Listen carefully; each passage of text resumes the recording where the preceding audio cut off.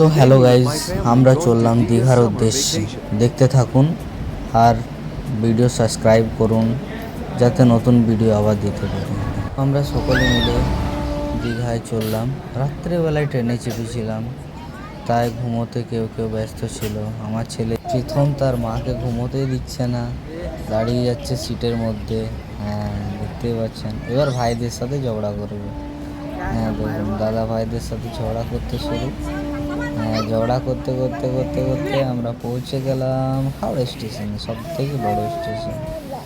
আরে ফ্যানটা প্রথমবারই দেখলাম, এত বড় ফ্যান। সবাই ক্লান্ত, কিন্তু এর কোনো ক্লান্তি নেই, ঠিক ফুল এনার্জি ভর্তি। দাদাকে ঘুমোতে দিচ্ছে না, দাদা ঘুমে মগ্ন পুরো। রাত্রে ফুল প্লাজাতে খাবার খেলাম এবং কলকাতার বাইরে ঘুরলাম, হাওড়া ব্রিজ দেখলাম, দিদিদেরকে দেখালাম, আমরা দেখলাম দুজন। হ্যাঁ, পৌঁছে গেলাম দীঘায়। দীঘায় যে রুম নিয়ে বাবু আমরা চলে গেলাম সমুদ্রের পাড়ে। চলো এবার স্নান করতে সবাই ব্যস্ত।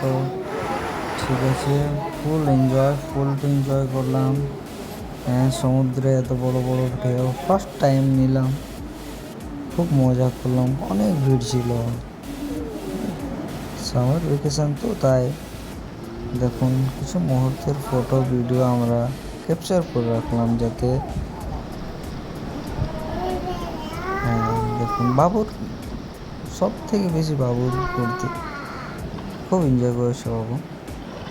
হ্যাঁ, ওকে নিয়ে কিছু ফটো তুললাম, কিছু ভিডিও বানালাম যাতে ও বড় হয়ে দেখে, ও খুব মজা করে।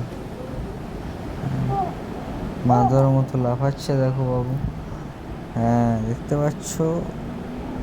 আর একজন। অনেক ঘোরাঘুরির পর আমরা খেতে বসলাম।